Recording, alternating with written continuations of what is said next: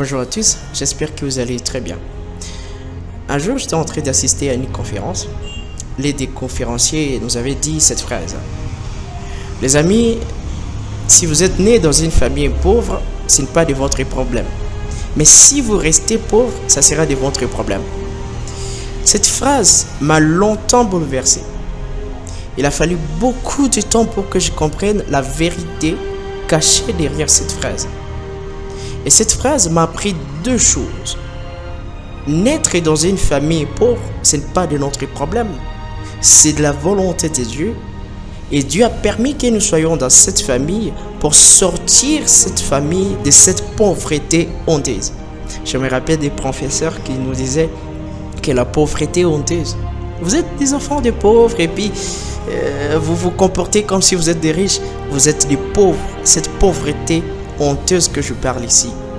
Et j'ai compris que réellement Dieu permet que nous soyons dans une famille quelconque pour sortir cette famille de cette casquette de pauvreté, de cette casquette de pauvre, et pour que peut-être à travers de toi qu'on commence à appeler ta famille riche. Si tu veux sortir du commun des mortels et espérer être riche comme les autres, et peut-être ça sera toi qu'on va appeler riche, le tout premier riche de ta famille. Alors si tu veux les faire, la première des choses, la vérité qu'il doit comprendre, c'est apprendre à s'aimer véritablement.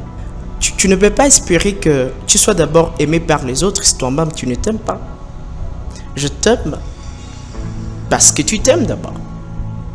Mais tu ne peux pas attendre que l'amour de ma façon, de mon côté, tant que toi tu ne t'aimes pas d'abord.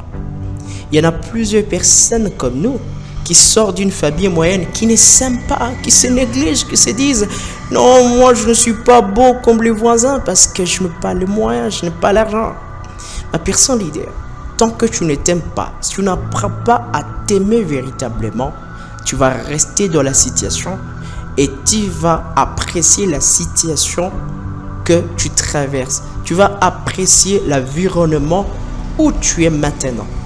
Or, tu dois apprendre à t'aimer véritablement. S'aimer véritablement, c'est entrer au fond de toi pour te dire qu'est-ce que je suis réellement.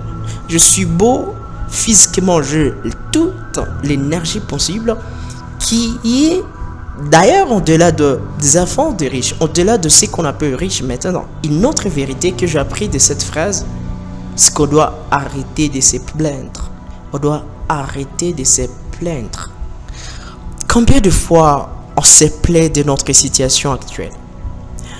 On se dit, non Seigneur, tu nous as envoyés dans cette famille, c'est comme si je suis perdu. J'ai attendu plusieurs de mes amis qui disent, Jarnis, comme si moi je ne suis pas fait pour l'Afrique, je ne suis pas fait pour la RDC, je ne suis pas fait pour la ville de Butembo. J'aimerais te dire, Dieu n'est pas un homme pour nous mentir, ni fils de l'homme pour se repentir.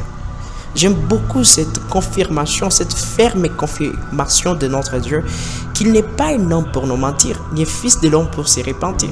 Et donc, si Dieu t'a mis quelque part, c'est pour que tu apportes une solution, et pour que tu sois un vrai modèle, et pour que tu sois quelqu'un qui va inspirer d'autres personnes.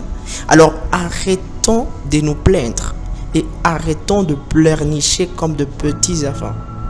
Soyons nos propres modèles. Soyons les gens qui vont changer les situations de notre famille. N'attendons pas des milliers de temps pour changer, mais attendons que ce temps-là, c'est maintenant. Arrêtons de nous plaindre. Tu es dans une famille moyenne. Tu es dans une famille très très pauvre.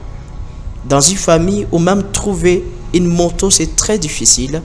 Je te jure que si Dieu a permis que tu écoutes de telles phrases, c'est parce qu'il veut que ça soit toi le vrai modèle, que ce soit toi le début du changement de ta famille.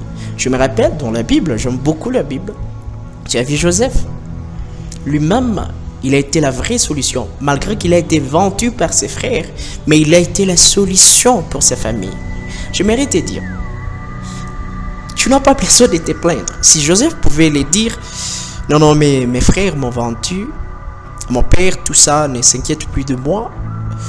Moi, non plus ici en Égypte, je ne serai plus Joseph que j'ai rêvé des grands rêves.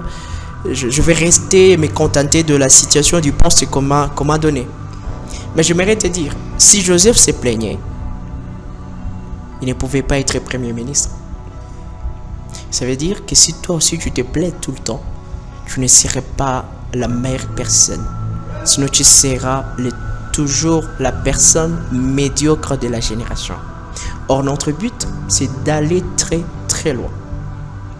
Nous ne sommes pas nés pour accompagner les autres. Nous sommes nés pour une cause.